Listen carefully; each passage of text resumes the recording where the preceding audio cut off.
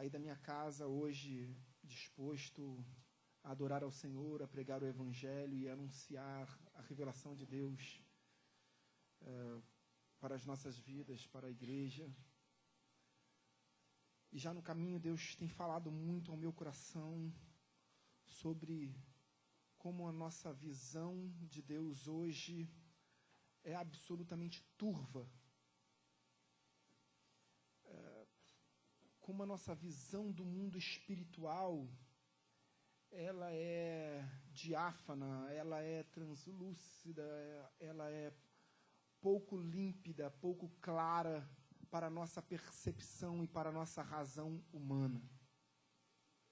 E quando eu chego aqui e me deparo com esses louvores, com esses hinos e com essa ministração, eu entendi que essa é a verdade que precisa ser ministrada aos nossos corações.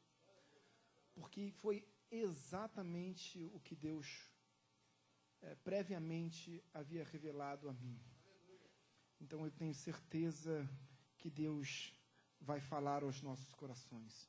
Nós viemos de um retiro absolutamente impactante, absolutamente transformador, um retiro espiritual que nos proporcionou cura, que nos proporcionou libertação.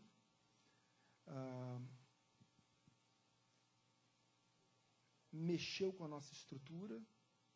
Por vezes, Deus, quando mexe com as nossas estruturas, isso provoca um certo tipo de dor, porque a gente tem que mexer naquela ferida e a gente não quer tocar nesse assunto, a gente não quer mexer naquela ferida, mas Deus quer tratar, Deus quer curar, e por vezes, então, é preciso mexer na ferida sim, e é preciso ter coragem para permitir que o Espírito Santo trabalhe em nós. Né? Eu disse no retiro, em uma das ministrações, que grandes coisas Deus fez através da vida de Moisés, derramando uma unção tão poderosa que libertou do cativeiro 2.500.000 judeus. Grandes coisas Deus operou na vida de Abraão, através do seu chamamento, de Isaac, de Jacó, de Ezequiel, do profeta messiânico Isaías, do profeta chamado de filho do homem, Ezequiel. Mas Deus não habitava neles. Hoje nós temos o privilégio de receber o Espírito Santo dentro de nós. O Espírito Santo faz do nosso corpo o santuário para a habitação. Naquele tempo, no período da lei, o Espírito Santo descia sobre eles, revelava, derramava unção, mas depois se retirava. Quando Cristo foi morto na cruz do Calvário, o véu do santuário se rasgou de cima a baixo. Ali ele iniciou um período de ministração, mas ele já tinha dado uma promessa. E ele dizia, olha, eu vou, mas quando eu for, o Espírito Santo que está em mim, o meu Pai que está nos céus, vai enviar e colocar em vós. A Bíblia diz que o único poder que havia em Cristo se dava através do Espírito Santo de Deus. Cristo, quando sobe aos céus, quando é assunto aos céus, Deus pega esse Espírito Santo e coloca em você. Consegue compreender isso? Agora, consegue compreender que o mundo espiritual, ele é muito mais real, palpável, do que aquilo que nós vivemos aqui no mundo material? Consegue compreender que a nossa vida é muito mais real no mundo espiritual do que aqui? Consegue compreender que a nossa adoração não se dá apenas através da carne ou da alma, do sentimento, mas, sobretudo, do Espírito. É o nosso Espírito se aliançando, se coligando ao Espírito Santo de Deus. É assim a oração. É assim a adoração. Deus disse àquela mulher samaritana que Deus é Espírito. Importa que seus adoradores o adorem em espírito e em verdade. Verdade significa palavra, conhecimento. A oração sacerdotal Jesus Cristo diz assim: Pai, santifica-os na verdade. Essa palavra que transforma, essa palavra que santifica, essa palavra que muda a nossa história, que mexe com as nossas estruturas, sim, mas que transforma o nosso futuro, que nos dá autoridade para dizer para o nosso presente que nós teremos, sim, um futuro de bênçãos em nossas vidas. Essa é a autoridade que Deus derrama sobre as nossas vidas. No Evangelho de Mateus, chamado Evangelho Levítico, em Mateus capítulo 18, mais precisamente no verso 18, nos ensinamentos do próprio Senhor Jesus Cristo, ele diz assim: tudo que ligardes, um verso bastante conhecido, tudo que ligardes na terra, terá sido ligado no céu. Portanto, atentem-se para o tempo verbal e vejam que tudo que acontece aqui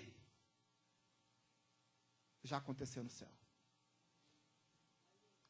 Quando você quer uma bênção na sua vida, na sua casa, na sua família, uma bênção profissional, uma bênção familiar, enfim, uma bênção de cura, liga no céu. Liga no céu que isso é promessa de Deus para a sua vida. Nesses mesmos versos, Cristo ensina: olha, eu não te dei ainda, eu não te abençoei ainda. Eu não derramei sobre a sua vida essa bênção que você tanto almeja. Por uma única razão. Você não me pediu. Você não me pediu. Até agora nada tens, porque nada pedis. Mateus capítulo 7 diz: pedi e dar-se-vos-á. Buscais e acharei, batei e abrir-se-vos-á. Todo aquele que pede, recebe.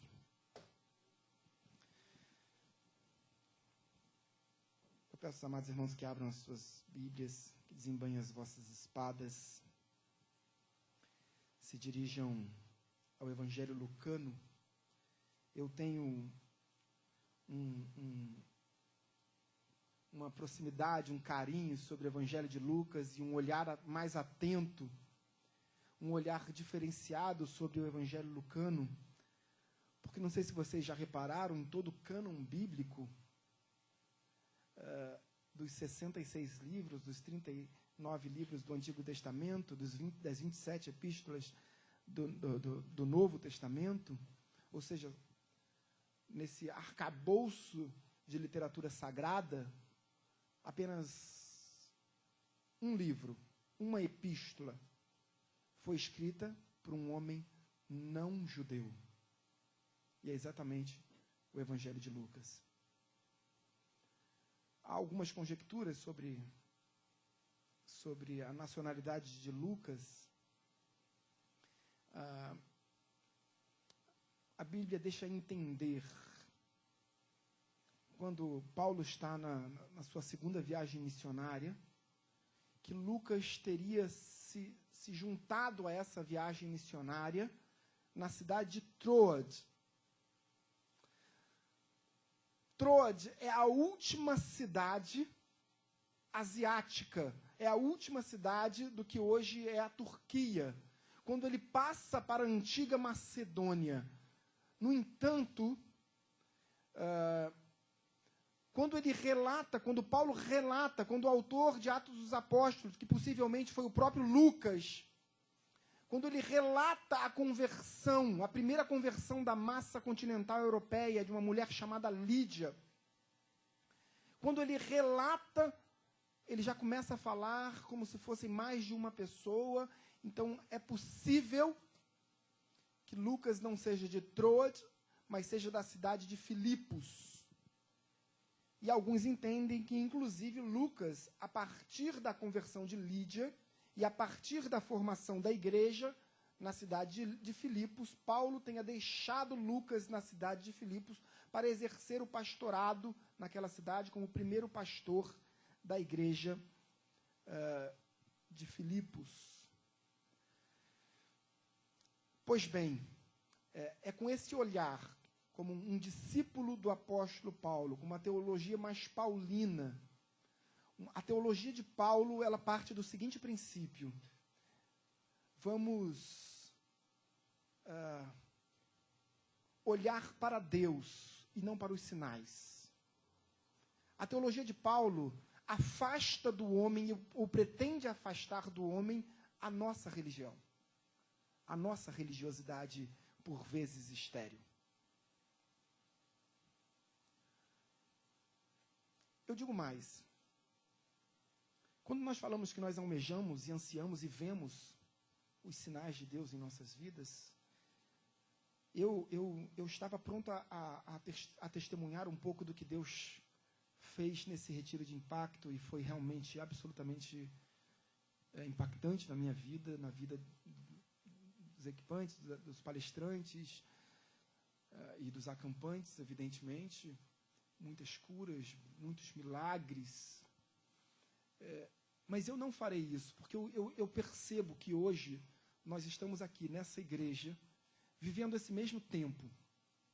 Um tempo de milagres, um tempo de sinais, um tempo onde Deus derrama verdadeiramente um Espírito Santo que nos revela a verdade. Porque quando Paulo escreve à igreja de Éfeso, no capítulo 1, no verso 18, ele diz que esse Espírito Santo é o Espírito que nos revela a verdade. Ao passo que em Deuteronômio capítulo 29, verso 29, diz que as coisas ocultas pertencem ao Senhor, e as coisas que nos foram reveladas, essas nos pertencem a nós e a nossos filhos.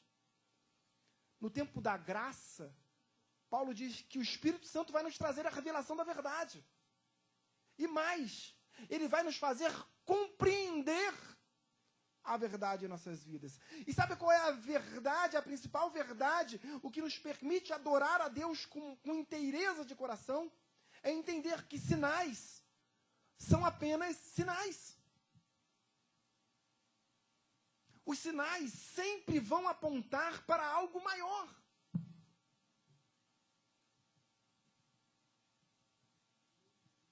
Os milagres vão apontar única e exclusivamente, queridos, o maior feito do milagre não é o milagre, não é a cura, não é a transformação. É porque o milagre aponta para um Deus que faz milagres. Quando a gente vê Deus operando uma cura, eu vi certa vez, ministrando sobre a vida de algumas pessoas, e Deus me usava muito ainda me usa, evidentemente, mas em um período ministrando, eu era convidado para as igrejas e cruzadas missionárias para ministrar cura. E certa vez um jovem, manco, anos na mesma igreja, a perna dele cresceu. Na minha frente, na frente da igreja toda. E ele tinha uma perna maior do que a outra. E todos conheciam aquele jovem de anos daquela igreja. E a perna dele cresceu. As pessoas passaram a frequentar mais aquela igreja. E outras pessoas, porque muitos queriam ver aquele jovem. Queriam ver aquela perna. E aí está o nosso erro. E aí está o nosso erro. Olhar mais para aquele jovem do que olhar para Deus. Olhar mais para a cura do que para o Deus que faz a cura. Nós nos tornamos tão chatos, religiosamente falando. A gente é tão religioso que pelas nossas percepções, e a gente sempre tem uma verdade bíblica para isso, né? A gente sempre tem um verso bíblico que a gente cita de cor, mas porque Deus falou isso. Então a gente cuida dos erros dos outros, a gente julga, a gente aponta, a gente não aceita uma opinião que seja adversa àquela opinião que nós professamos, porque a nossa opinião é a verdade bíblica. A opinião do outro, não. Quando a gente discorda, nós estamos fundamentados na palavra de Deus. O outro não. E é assim que nós caminhamos com a nossa religiosidade estéril, infértil. A gente julga, a gente não é capaz de sentar, de buscar conciliação, de conversar, mas nós somos muito capazes de julgar. A gente julga. Deus nos dá autoridade para julgar o pecado, mas não o pecador. Mas a gente coloca tudo no mesmo bolo, no mesmo saco, e a gente começa a julgar e apontar, a ponto de que nós não somos mais nem capazes de andar ao lado de um pecador, pela nossa percepção humana, como se nós fôssemos absolutamente santos e não pecadores. Se somos santos é porque Deus nos remiu pelo sangue do Cordeiro na cruz do Calvário. Se somos santos é porque aquela água que verteu do corpo de Cristo também nos remiu, nos purificou, nos deu alvas vestes. Não é nossa obra, não são os nossos feitos, é a obra de Deus, o milagre de Deus. Se Deus fosse um discípulo da nossa religião, nós talvez, pela nossa religiosidade estéril, o impediríamos de realizar certos milagres. Ou ao menos diríamos para Deus, esse milagre não, está errado. Porque a gente sempre tem uma verdade bíblica. Porque a Bíblia diz isso, na epístola de Paulo escreveu à igreja de Filipos, na epístola que Paulo escreveu à igreja de Tessalônica. A gente sempre tem uma verdade bíblica. E a gente aconselha a Deus, esse milagre, e é sobre isso que eu vou ministrar nesta noite, sobre o milagre proibido, e esse é o tema da mensagem, o milagre proibido. Peço aos amados irmãos que se dirijam ao capítulo 6 do Evangelho Lucano, e todos que encontrarem o capítulo 6 do Evangelho Lucano, eu peço então gentilmente que se coloquem de pé, para que nós possamos juntos proceder à leitura da palavra de Deus.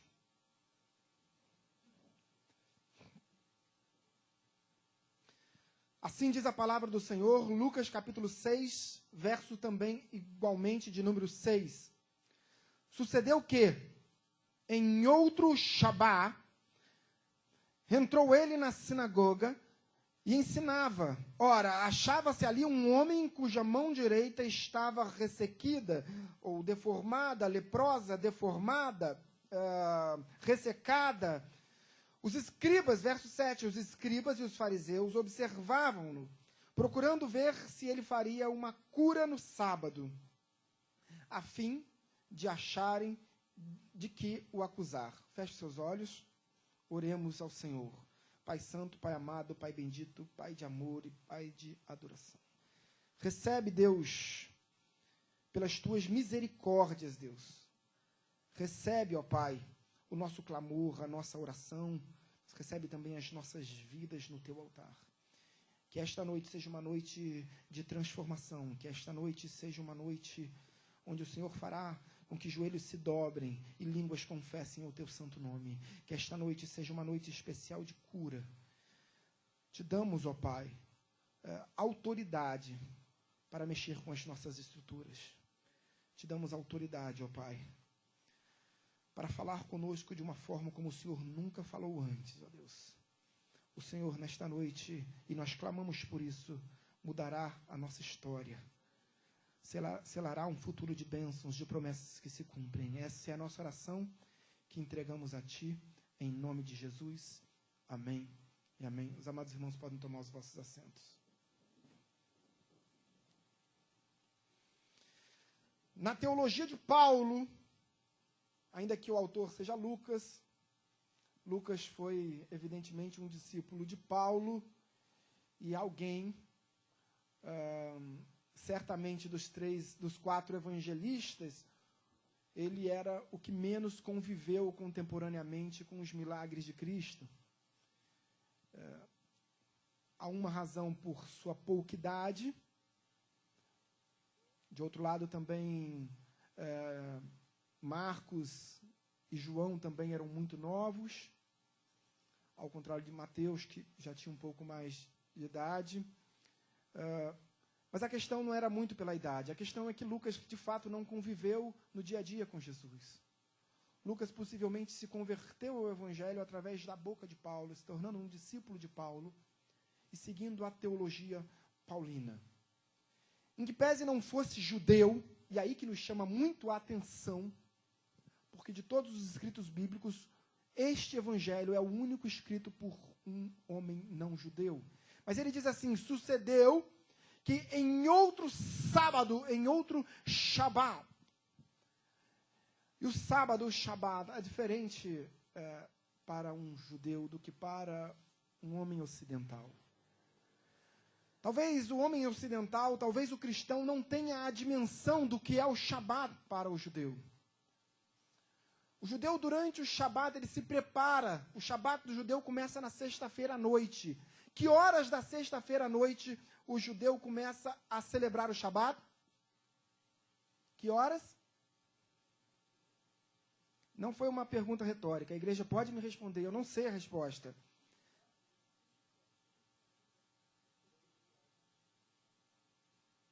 Quem falou pôr do sol? Tércio. Quem falou 6 horas também não errou. Mas a resposta certa é pôr do sol.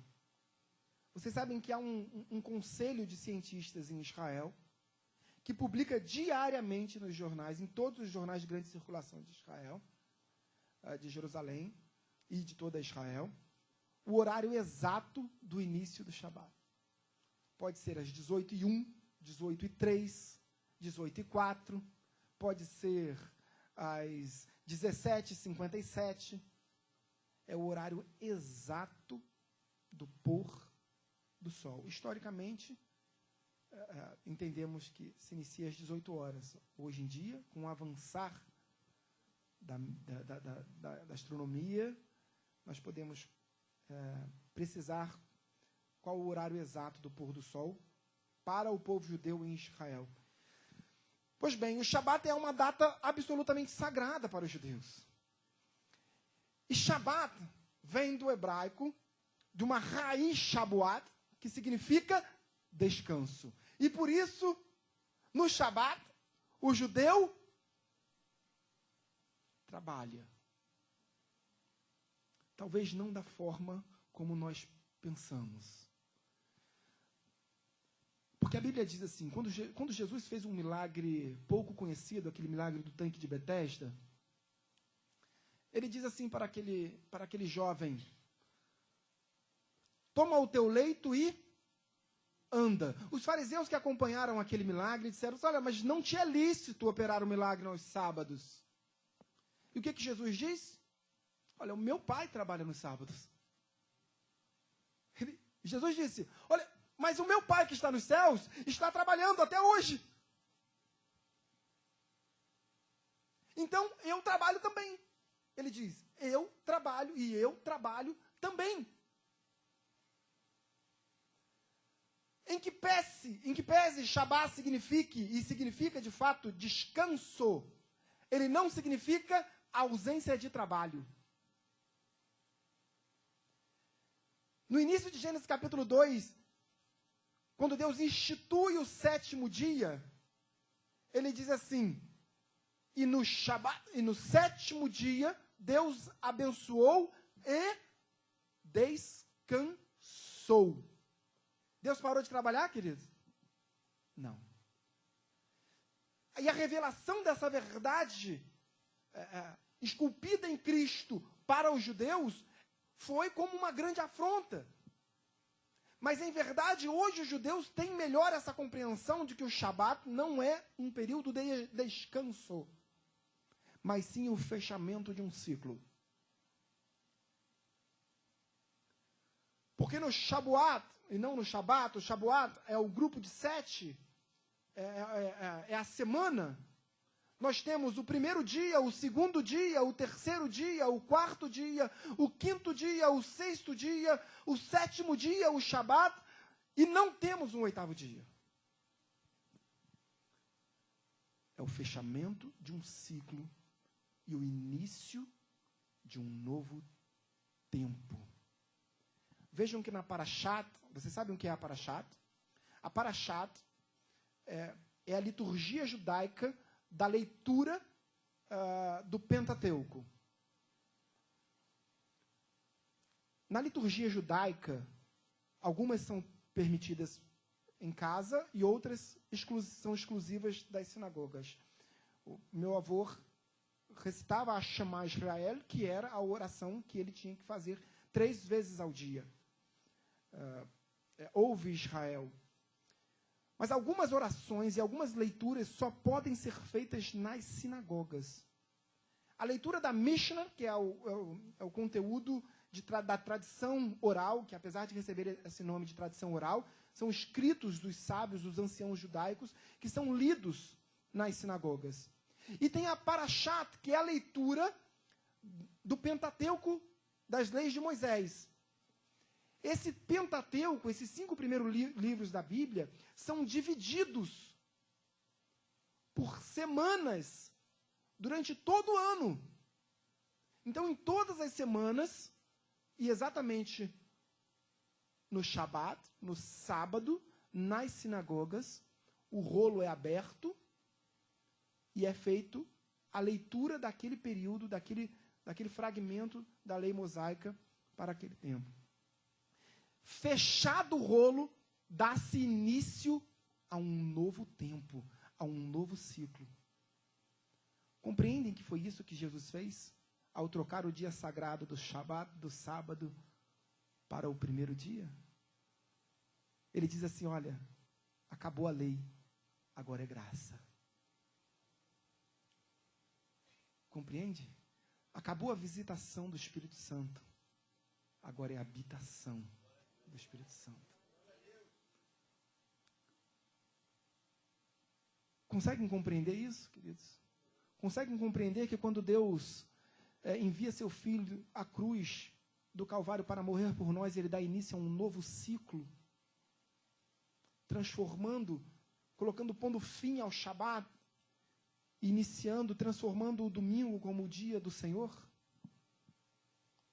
Mas naquele tempo, o dia sagrado ainda era o sábado, e o Shabat. E por que o Shabat? Porque para os judeus, o Shabat vem do Shevá. É muito confuso, missionário. Guardaram todos os nomes judaicos, né? Aquela leitura da tradição judaica, da tradição oral judaica nas sinagogas, como é que se chama? Eu vou bebendo essa água aqui, enquanto vocês vão puxando a memória, rememorando aquilo que eu já vos ensinei, como diz João capítulo 14. Nada, igreja. Mishnah. Mas quando nas sinagogas eles leem os manuscritos, o rolo da Torá, como é que é o nome? Jesus. Parashat.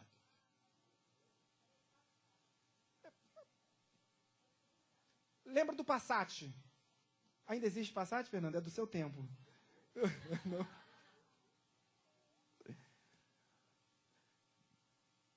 Esse é um tempo em que Cristo está na sinagoga para fechamento de um ciclo. E que os judeus estão ali para celebrar um ciclo. Eu estava no Shabat, em Israel, em Jerusalém, na sinagoga. Tem uma sinagoga que fica embaixo do Muro das Lamentações. E era o Shabat, era o início do Shabat.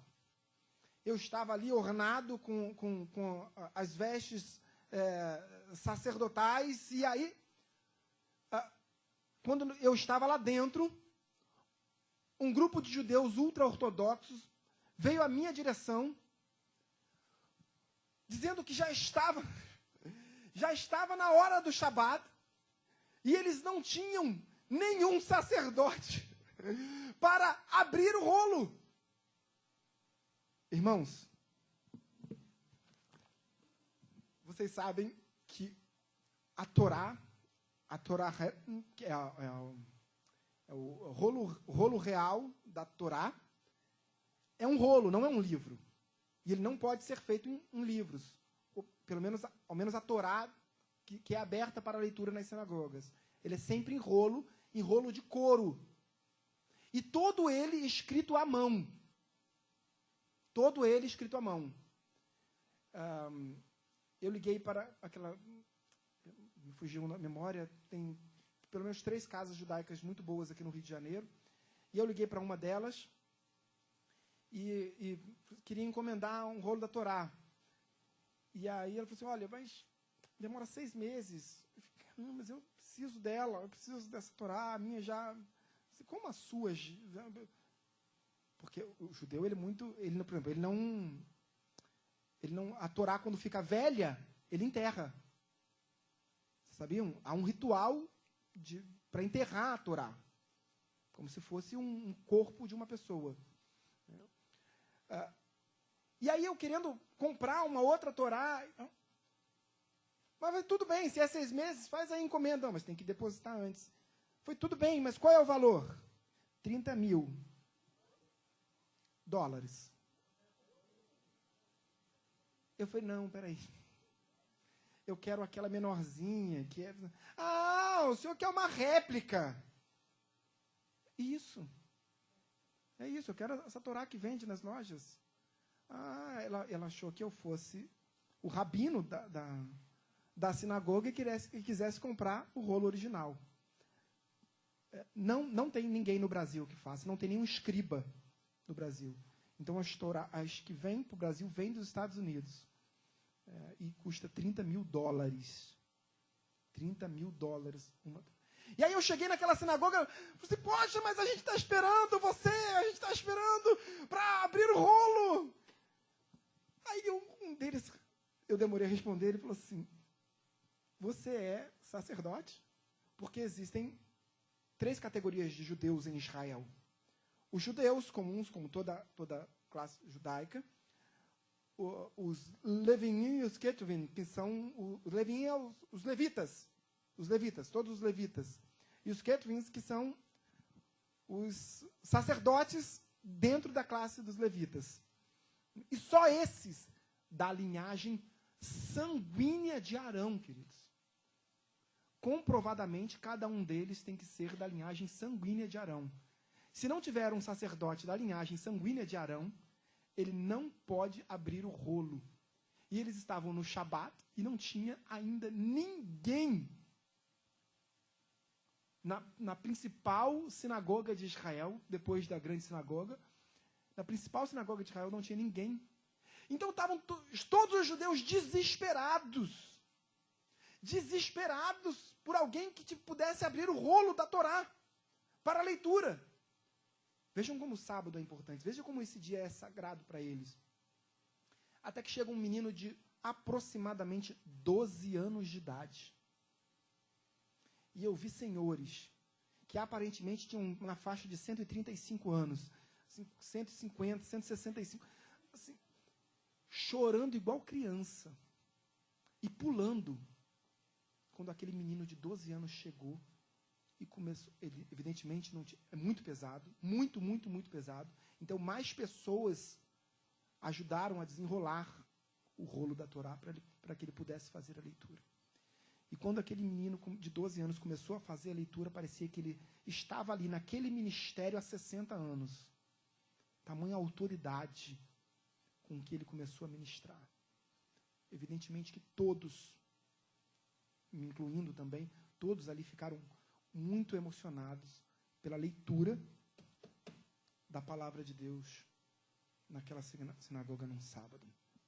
Jesus estava ensinando naquela sinagoga. A sinagoga judaica tem a forma que eles chamam de bemai, que é como se fosse um auditório de arena. E isso é muito precioso, porque a leitura da Torá tem que ser feita no centro. Porque ela é algo principal, é a palavra de Deus. Isso nos ensina muito acerca da nossa santidade. Mas vamos continuar a leitura. Sucedeu que em outro sábado... Por que outro sábado? Se nós voltarmos um pouco no texto anterior, que diz que, segundo a Sociedade Bíblica do Brasil, Jesus é o Senhor do sábado, fazendo também uma referência a João capítulo 14. E Jesus diz que o texto diz que alguns dos fariseus estavam questionando Jesus acerca dos milagres que eram realizados nos sábados, porque os fariseus viram Jesus com os seus discípulos no campo. E alguns dos seus discípulos começaram a retirar as espigas de milho. E começaram a comer. Alimento, querido, alimento. No sábado. E os fariseus questionaram, olha, mas não te é lícito trabalhar no sábado. Mas eu estou comendo, filho. É só alimento. E aí Jesus diz, olha, não te lembras de... O próprio Jesus responde. A Bíblia não diz que Jesus estava retirando as espigas. Diz apenas que ele respondeu defendendo os seus discípulos. Olha, não te lembras de Davi? Quando Davi se dirigiu ao templo, juntamente com todos os seus homens, para comer os pães da proposição. Vocês sabem o que são os pães da proposição?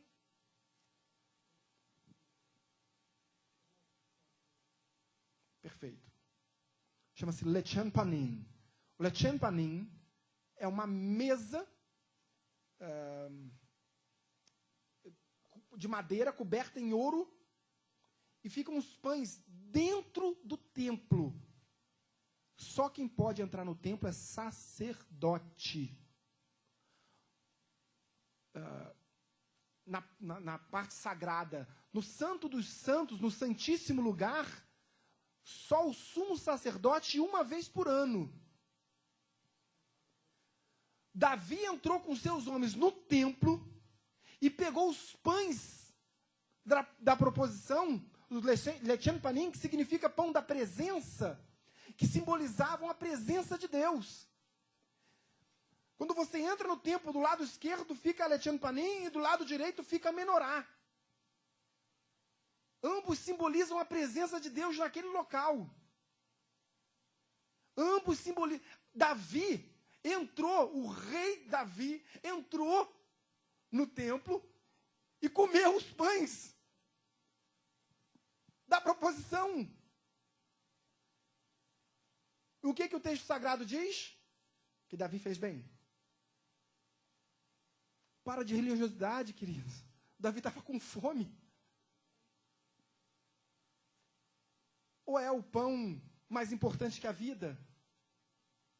Aí Jesus vem em João 6 e explica, tira todas as dúvidas se Davi podia ou não. Jesus diz assim, olha, eu sou o pão da vida. Eu sou o pão da vida. Aquele que vem até mim jamais terá fome.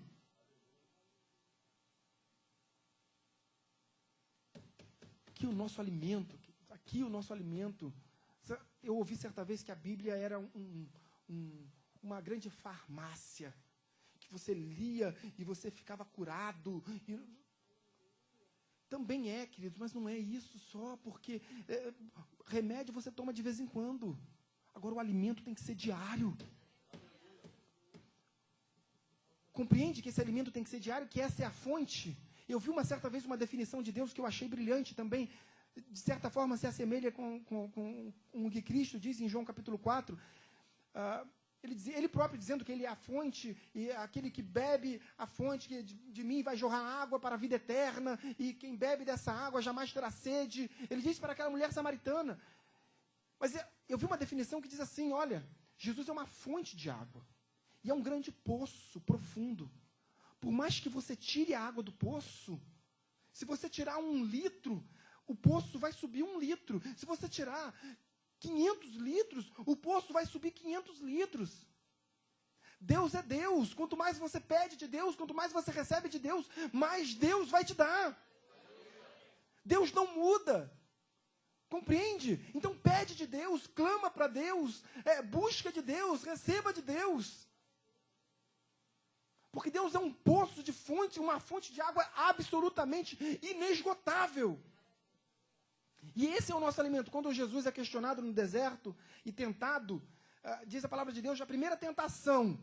Jesus jejuou por 40 dias e 40 noites. É bom esclarecer isso. Porque algumas teologias apontam que Jesus se alimentou da água, durante a noite ele podia comer, era só durante o dia. Foram 40 dias jejuando. É evidente que um homem natural, a explicação é que apesar de Jesus estar ali como homem natural, ele era absolutamente muito espiritual. Muito, muito, muito, muito espiritual. Essencialmente espiritual. Não estou me referindo à divindade. Ali Cristo estava como homem. Como homem. Okay? E aí quando ele é questionado, o diabo diz assim, olha, então, se és o Filho de Deus, transforma essas pedras em pão.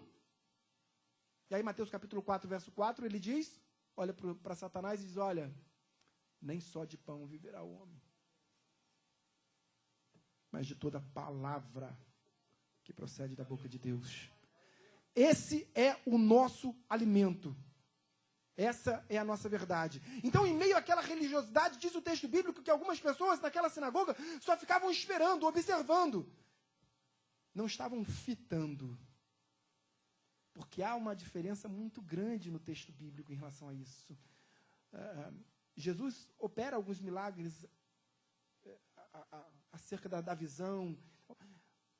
Aqueles homens não estavam fitando, não estavam olhando claramente. Eles estavam observando, assorrelfa. Estavam ali só observando, esperando se Jesus de fato ia fazer um milagre naquele sábado. Esperando para poder acusar. Religiosidade. Ninguém podia lavar um banheiro, ninguém podia passar um pano, ninguém podia varrer a calçada. Estava todo mundo ali ocupado em observar Jesus para saber se ele faria um milagre no sábado. Religiosidade absolutamente estéril. Porque diz o texto que essas pessoas eram fariseus. Ou seja, eram absolutamente religiosos.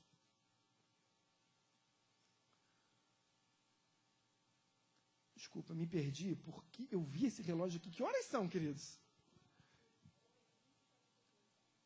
Desculpa. Está errado. Deixa eu tirar isso daqui, senão eu vou ficar maluco. E aí aquelas pessoas ali, observando, olhando para Jesus, meio que de lado, a sorrelfa, preocupados se Jesus faria ou não um milagre. Até que diz o texto assim, mas ele quem? Jesus. Verso de número 8. Mas ele, Jesus, conhecendo-lhes os pensamentos, disse ao homem da mão ressequida, levanta-te e vem para o meio. Bemai. E ele, levantando-se, permaneceu de pé. Eu vou dizer uma coisa para vocês, queridos. Esse homem da mão ressequida é um dos homens mais corajosos de toda a história bíblica. Pouca gente eu vi com tamanha coragem, porque diz o texto sagrado, na lei mosaica, que o homem acometido de lepra deveria ser afastado da igreja, da sinagoga? Não. É da cidade. Compreende isso? Que aquele irmão com uma lepra na sua mão direita. Por que a mão direita? Porque a mão direita tem poder. A mão direita é a mão da imposição. A mão direita é a mão da barutz, das bênçãos. A mão direita é a mão que quando Moisés ia impor as suas mãos quando ele impôs as mãos sobre os 70, por exemplo, qual mão ele impôs? A direita. Ele cobriu a sua mão direita com o Talit Gadol, com esse manto judaico. Ele cobriu a mão direita e impôs a sua mão direita sobre todos os 70. E ali abençoou, derramou a barut sobre aqueles homens. Como é que ficava a mão direita? A mão esquerda? Abaixo da linha dos olhos. Aqui. A mão direita ele impunha e a mão esquerda ele abaixava. Mas quando ele impunha, um juízo ou um mandamento, quando Moisés foi apresentar as mitzvot, os mandamentos, era a mão esquerda. Porque na Bíblia, mão esquerda significa juízo. Então, a mão das bênçãos abaixava a língua, abaixo da linha dos olhos.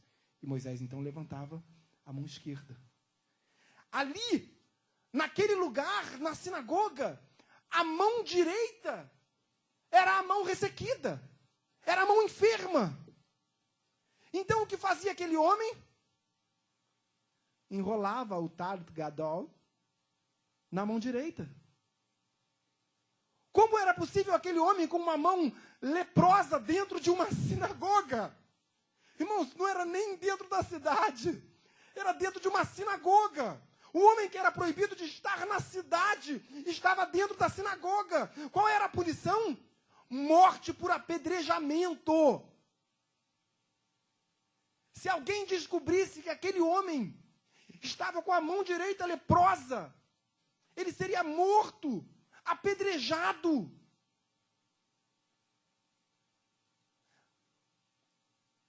Mas a mão direita estava enrolada no talit gadol, dentro do bolso ainda, para não ter dúvidas. Ninguém sabia. As pessoas estavam aguardando se Jesus ia fazer ou não um milagre, mas não sabiam em quem. Mas aquele homem soube que Jesus estava ali. Ele soube que Jesus pregaria naquela sinagoga.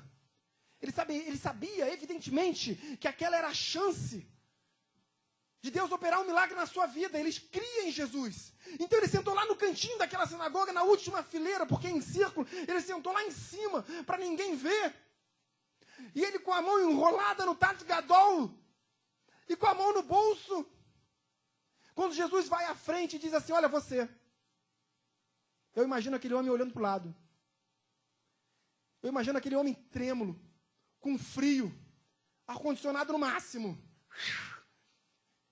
E aquele homem começa a tremer, começa a suar, todas as sensações do mundo. Vou, não vou, vou, não vou. Ai, meu Deus, estou arrependido, não devia ter vindo. Ai, meu Deus, vão descobrir tudo. Aí Jesus olha, diz a palavra de Deus que Jesus fita. Eu falei assim, agora não tem escapatória. Eu vou. Coragem ou não, queridos? Deus conhece as suas fraquezas. Irmãos, tem fraquezas, tem segredos que nós temos, que a nossa esposa não sabe, que o nosso pastor não sabe, a nossa igreja não sabe, nossos filhos não sabem, nossos pais não sabem, só você e Deus. Mas Deus sabe, queridos. Deus trata, Deus cura. Deus cuida de você. Deus olha para o seu problema. Deus quer curar. Deus quer transformar. Deus olhou para aquele homem que estava lá quietinho. Aquele canto diz assim, olha. Quando ele olha, ele diz assim, você não tinha nem como ele olhar para trás. Ele estava na última fileira. Assim, por via das dúvidas, ele dá uma olhada. Assim, sou eu mesmo? Não pode dizer nem ser com essa mão, né? Tem que ser com essa. Sou eu? Disse, você mesmo. Vem aqui e vai para o Bemai, vai para o centro. Vai para o centro, que você é o meu alvo. Você é o objeto da cura. Você é o milagre. Eu não vou apenas operar um milagre em você. Você é o milagre. E aí quando ele chegou no centro, diz o texto sagrado, que Jesus diz assim, olha, me dá sua mão. E aí? Eu imagino aquele homem assim, a outra filha. A outra filha é por minha conta, tá? Não está no texto bíblico, não. E aquele homem deu. Mas ele deve ter dado assim, ó. Tem certeza? Se eu quer curar, pode curar agora mesmo. Aí. Não precisa tirar do bolso. Ele deu. Só faltou Jesus falar assim, desenrola, deixa todo mundo ver a tua lepra. Deixa todo mundo ver. Eu imagino aquele homem mostrando a lepra. Imagina aquele alvoroço que seria ali naquela sinagoga, todos correndo, acusando. Eu imagino as pessoas pegando até a Torá para tacar na cabeça daquele homem como se fosse uma pedra, levando ele para ser apedrejado naquele exato momento, porque não tinha perdão. Um leproso dentro de uma sinagoga. Mas quando aquele homem tira a sua mão, ele diz assim, ó, e fitando todos ao redor, disse ao homem, estende a mão. Ele assim o fez, e a mão lhe foi restaurada. Consegue compreender que quando aquele homem tirou, e quando ele foi tirar o talit, já não havia mais lepra? Ninguém viu lepra. Eu imagino que aquele homem já estava com a mão restaurada quando ele teve coragem para levantar. Ali Deus já havia selado nos céus que aquele homem estava curado. Porque precisa ter coragem. Precisa ter coragem para levantar.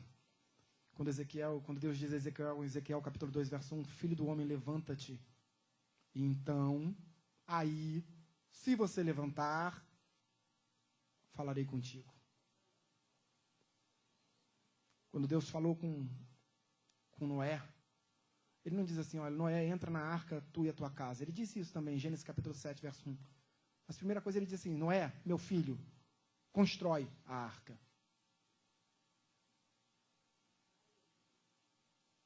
Precisa de coragem. Precisa de atitude. Você quer um milagre? Levanta, querido. Levanta mesmo. Toma postura. Assim, Deus está absoluto. Corra riscos. Corra riscos. Não era um risco na visão humana daquele homem de levantar e ser exposto. Aquele homem sabia que um minuto depois ele poderia estar morto ou curado. Era um risco. Mas ele teve coragem. Quer viver experiências com Deus? Assuma riscos, sim. Deus tem grandes coisas para a sua vida. Mas não encaixote Deus.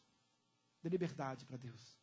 Você imagina Jesus, João capítulo 9, Marcos capítulo 8, a cura de um cego em Betsaida.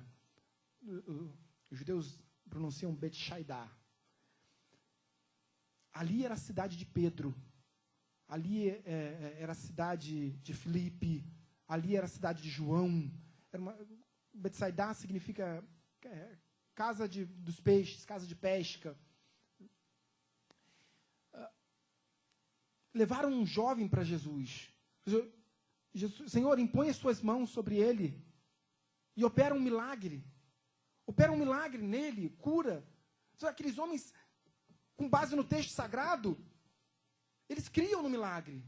Mas diz a palavra de Deus que Jesus o retirou da aldeia de Betsaida. E com a própria saliva, passou a mão na língua e com a sua própria saliva colou nos olhos daquele cego de nascença. Irmãos, eu vou passar minha língua, minha saliva em vocês. Pode ser?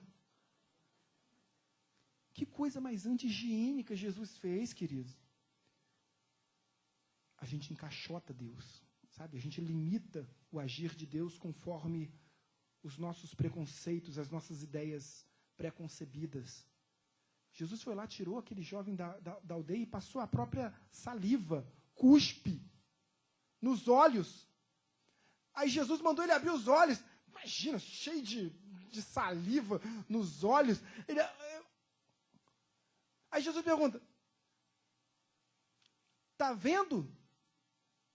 Aí ele, rapaz, tô vendo meio estranho. Tô vendo alguma coisa, tô vendo homens como se fossem árvores. Aí Jesus deve ter pensado assim, ixi, passei do ponto, peraí. Tá vendo o mundo espiritual? Tira um pouco. Brincadeira, não é tira um pouco. Jesus passou mais um pouquinho. E agora? Agora está perfeito. Uma outra passagem, Jesus estava... Vocês sabiam que Jesus foi ao Líbano? Jesus, durante seu ministério, Jesus foi ao Líbano. Do Líbano, ele ia voltar para Israel. Para onde ele foi? Para a Síria. Vocês sabiam disso? Jesus foi ao Líbano, começou a pregar no Líbano, e aí depois do Líbano ele foi para a Síria, depois da Síria ele voltou pela Galileia, anunciando as coisas novas, realizando milagres. E nessa volta, Jesus encontra um homem, cego também, de nascença.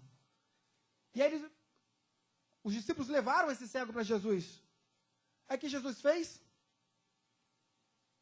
Pegou um pouco de barro, cuspiu no barro, fez uma lama de barro com cuspe. Que isso, queridos?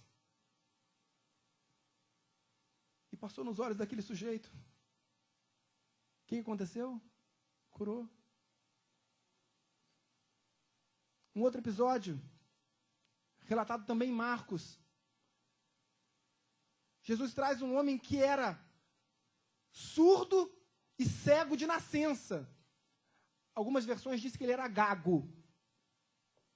Talvez seja pela falta de audição. Mas aí Jesus diz assim, vem cá, dá seu ouvido aqui, ó. Enfiou o dedão.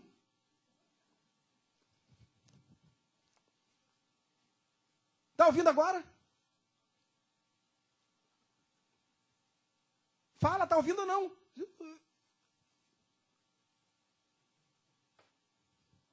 Eu sou mudo, Jesus. Jesus começou a fazer língua de sinais para Jesus. Jesus, estou ouvindo, mas sou mudo. Ah, então peraí, tem mais um. Aí Jesus pega, bota a língua para fora. Língua para fora. Irmãos, imagina se a gente faz isso na igreja hoje. Bota a língua para fora, Jesus pega a língua dele, a sua própria língua, bota a saliva na mão e fala assim, língua para fora, e paf! Na língua do sujeito. Nem sentiu dor, porque voltou, aprendeu a falar naquele exato momento. Começou a falar e glorificar o nome do Senhor. O milagre foi feito. É só não encaixotar Deus. Deixa Deus agir. Deixa Deus agir. Aqui nessa igreja a gente dá liberdade para o Espírito Santo. É evidente que a igreja de Nova Vida tem como ênfase o conhecimento da pregação da palavra de Deus. O mais importante nós entendemos na liturgia de um culto é a pregação do Evangelho, é a revelação da verdade. Mas dá liberdade para o Espírito Santo, queridos. Dá liberdade. Vamos parar de encaixotar Deus, que Deus tem muito para agir em nossas vidas. Amém? Vamos ficar de pé, eu quero encerrar. Mas quero encerrar com uma palavra de Davi de Melech, que é o rei Davi. É muito interessante que Salomão disse assim, que a chave da vida está em suas mãos. Davi disse aos judeus, a chave da vida está em suas mãos. Não disse tão somente para Deus.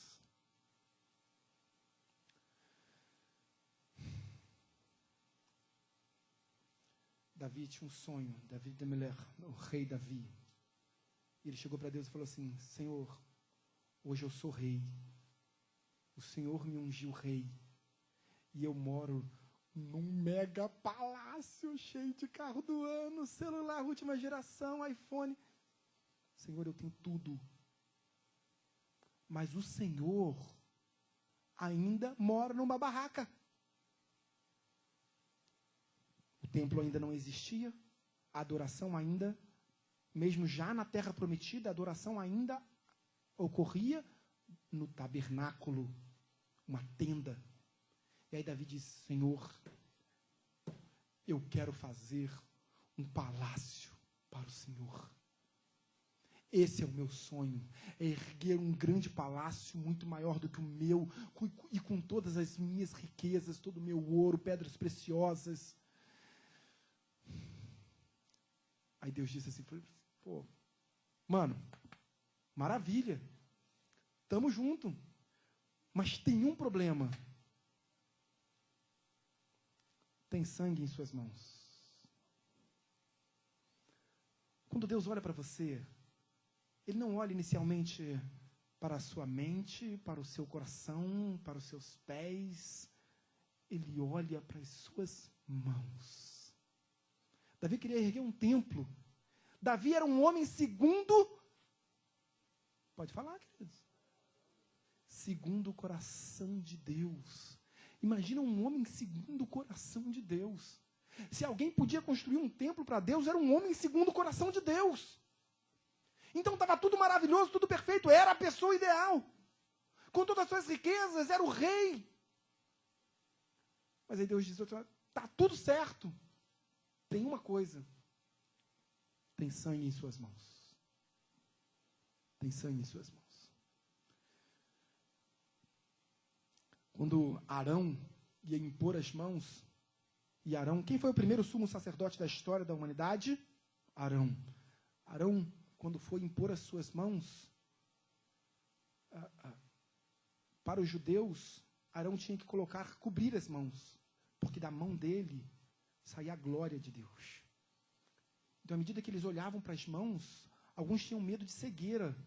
Eles pediam então para que Arão, ao impor as mãos, cobrisse as mãos, de tanto poder que saía das mãos de um homem. E hoje a gente brinca de oração, quando a gente vai impor as nossas mãos, e a gente pensa que é só uma oraçãozinha. A gente pensa que o poder é nosso quando a gente impõe as mãos. É o poder do homem, o poder, ou aquele missionário é poderoso em oração. Não é, queridos. O poder é de Deus. Amém, queridos? Feche seus olhos. Eu vou pedir auxílio ao louvor, para que a gente possa encerrar. Feche seus olhos. Senhor, meu Deus e meu Pai, em nome de Jesus, graças te damos, Deus. Fale com Deus, querido. Fale com Deus, queridos. Pode louvar, pode glorificar, mas fale com Deus. Busque intimidade com Deus agora. Senhor Deus, em nome de Jesus, nós nos colocamos na Bemai. Nós nos colocamos aqui diante da Tua presença no centro, Deus. Nós chamamos a Tua atenção, Pai. Deus, a minha dor, a minha aflição, a minha angústia, aquele segredo, ó Pai, que o Senhor traz a revelação agora. Deus, mexe com as minhas estruturas, mas promove cura, Deus. Eu dou um passo de fé, Pai. Eu dou um passo de coragem em direção a Ti, Deus. Mas eu te peço, Pai, promove cura. Age em nosso meio, Deus. Age em minha vida, guarda minha casa, minha família. As pessoas que amo, mesmo que não estejam aqui neste santuário, Pai, visita com o Teu Santo Espírito agora, Pai. Deus, à medida que o Senhor está derramando bênçãos sobre a minha vida, derrama sobre a minha casa também. Derrama sobre a minha família. Eu não te peço só por mim, Pai, mas te peço pelos meus. Pelas pessoas que amo, pelos meus filhos, pelos meus pais, irmãos, pela minha esposa, pelo meu marido. Senhor, meu Deus, meu Pai, em nome de Jesus, guarda a minha casa. Diz a Tua palavra que o Senhor há de selar com o Teu Santo Espírito todos aqueles que creem. Então sela, Pai, sela as nossas vidas, sela nossas casas, a nossa família. Recebe o nosso louvor, a nossa adoração, mas, Pai, em nome de Jesus, guarda a minha casa, Pai. Guarda a minha família nesse tempo de tribulação, de violência, Deus. Guarda, Pai, guarda no primeiro dia, no segundo, no terceiro, no quarto, no quinto, no sexto, no sétimo dia, Pai. Guarda no tempo, Pai. O Senhor é o Senhor do tempo, o Senhor é o Senhor do sábado.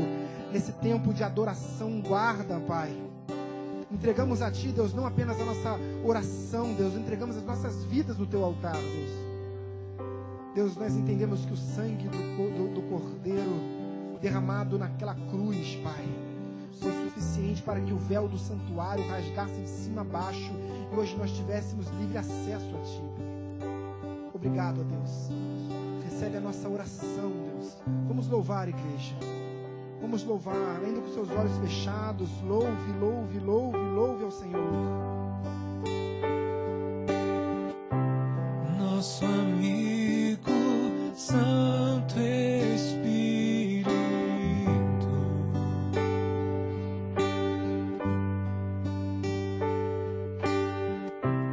venha aquecer os corações.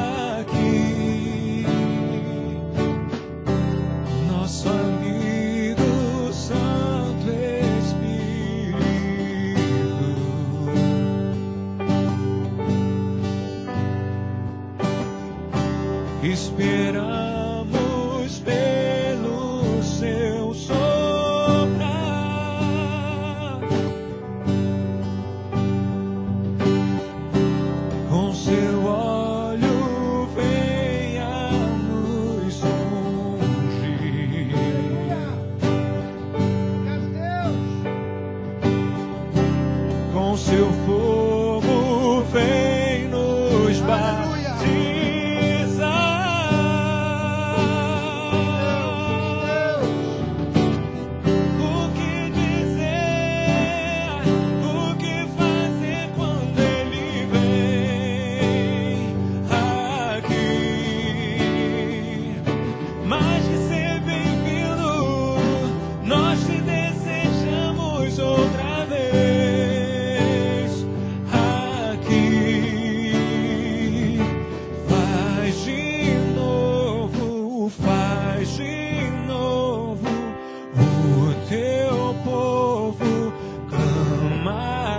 Mais uma vez de novo, faz de novo, o teu povo clama a ti.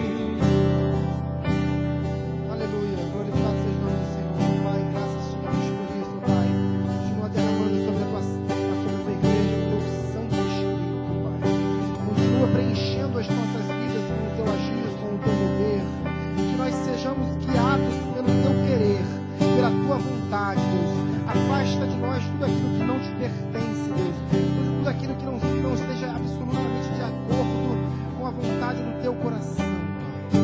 Entregamos a nossa vontade, renunciamos, Pai, a teu favor, Deus. Renunciamos a nossa vontade pessoal, os nossos sonhos e projetos pessoais, e nos aliançamos definitivamente a ti. Coloca sonhos, projetos em nossos corações, Deus. Mas que cada um deles nasça no teu trono, Pai. Em nome de Jesus. Em nome de Jesus. Todo aquele que crê, todo aquele que recebe, todo aquele que é servo do Senhor, louve e aplauda o Senhor. Aleluia. Aleluia. Aleluia. Glórias a Deus.